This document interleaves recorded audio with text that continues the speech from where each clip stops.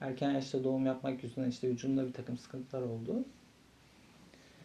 Sonra işte bel fıtığı, işte kemik erimesi, işte psikolojik rahatsızlıklar, özellikle o boşanma dönemi süre zarfında. Onlar için egzersize başladım. Sonra baktım böyle hani kaldırıyorum, kaldırdıkça kaldırıyorum falan, hoşuma gitmeye başladı. Bir de hep şey tetikliyor beni. Hani bir kadının burada ne işi var? Bizim için kadın evde işte çoluğuna çocuğuna bakan, kocasına hizmet eden öyle bir insan. Yani çoğunlukla insan bile değil. O anlamda aslında bana en büyük motivasyonu veren şey kızım. Çünkü o biliyor ki işte herhangi bir durumda, herhangi bir şey için, mesela işte biz, yakınlarım da mesela söylüyor. İşte Pınar halleder. Pınar yapar. Ben bugüne kadar mesela birçok sınava girdim. Birçok ülkeye gittim, yarışmaya gittim. Kimse de bana işte nasıl gidiyorsun, ne yapıyorsun, nasıl bir yol izliyorsun, kimle gidiyorsun hiç sormadı. Çünkü biliyorlar ki Pınar yapar. Ben yok, kendi başımın çaresine bakabiliyorum. İşte o yüzden ben istiyorum ki kızım da hani ona normal gelsin. Erkeklerin kadınlara bakışı e, bir anlamda aslında doğru. Yani çünkü erkeklerin bizden daha güçlü olmasının sebebi, öyle hissetmelerinin sebebi kadınların kendini ezik duruma düşürmeleri. Yani bir yerde aslında biz istiyoruz bize böyle davranılmasını. Çünkü işte bir kadın için erkek nedir? Esip gürülecek. Ondan sonra işte yumruğunu masasına vuracak. Herhangi bir yere gittiği zaman işte erkeği onu kollayacak, koruyacak falan. Niye kardeşim, sen kendini kollayamıyor musun? Kendi başın çaresine bakamıyor musun? İşte hep böyle olması beklendiği için bu anlamda kadınlarla bir şey paylaşamadım. Çünkü onlara göre ben hep erkektim. Dediğim gibi benim çok kilolu bir bayandan ya da çok zayıf bir bayandan ya da herhangi engelli bir insandan farkım yok. Farklı gözüküyoruz, evet. Ama bence belki de ben normalim. Onlar farklı. Yani böyle anlatamayacağım şekilde normal geliyor aslında bana. Yani nasıl anlatabilirim onu da bilmiyorum. Benim için normal. Ben vücudumu geliştiriyorum, bu sporu yapıyorum. Yanımdaki kaslı biri olabilir, kassız biri olabilir, kör olabilir, sağır olabilir.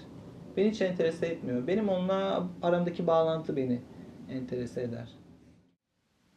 Bir erkek ne kadar kaslıysa o kadar erkek, o kadar güçlü.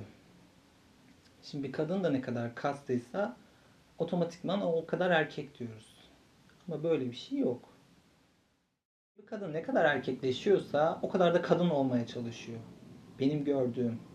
Yani böyle daha böyle ben kadınım diye bağıran saçlar, işte tırnaklar, işte makyajlar, giyim kıyafet falan. İşte konuştuğumuz silikon. Bir kadında meme yoksa o kadın kadın değildir diyor adam.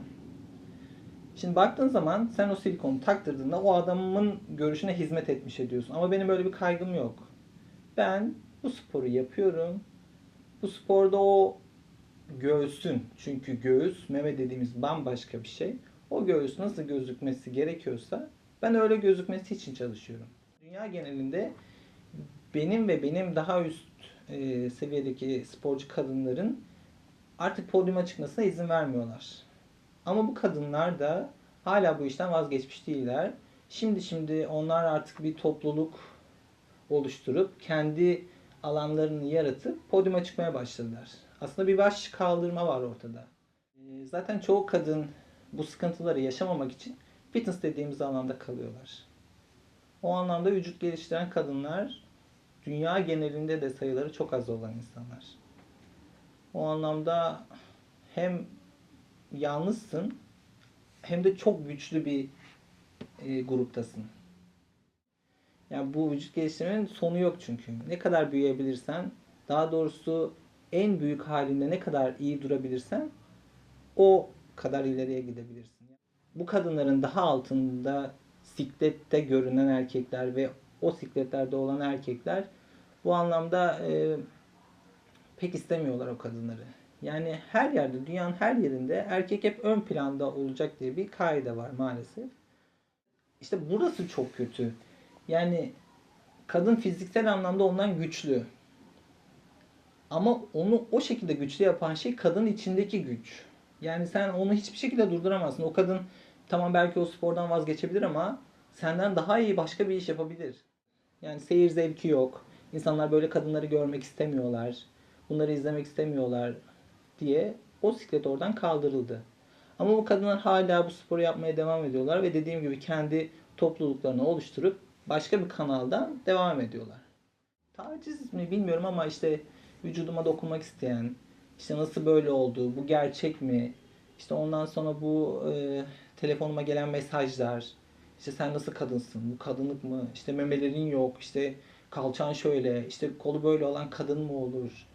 Ne bileyim böyle acayip acayip şeyler. Ben gidip bir yerden topuklu ayakkabı almak istediğim zaman işte insanlar bana bu kadının burada ne işi var? Sen ne yapacaksın topuklu ayakkabıyı? Sana göre ayakkabı yok. İşte bir yere gidip kıyafet almak istediğim zaman zaten artık bulunmuyor. Gidip erkek reyonlarından almak durumunda kalıyorum. Bu sefer insanların kafasındaki o şeyi de onaylamış oluyorum. Ha demek ki bu böyle buradan alıyor falan diye. İşte atıyorum bir askılı bir atlet ya da bir etek, bir şort. Böyle giyindiğim zaman insanlar trans mı bu diyor. Tamam trans olabilirim. Ama gerçekten bazen rahatsız ediyor beni. O anlamda gerçekten öyle olan insanlara büyük hayranlık duyuyorum. Yani özgüvenleri o kadar yüksek ki. Soruyorlar. İşte hocam spor yapıyorsun ama sigara da içiyorsun. Sigara sağlığa zararlı değil mi? İyi de ben sağlığım için spor yapmıyorum ki. Yani bu ne kadar sağlıklı olabilir ki? Düşünsene. İnsanın ruh sağlığını bile bozuyor. Doğru dürüst hareket edemiyorsun. İstediğini giyemiyorsun. Biraz daha rahatım böyle. Neredeyse 2,5-3 metre menzilime kimse girmiyor.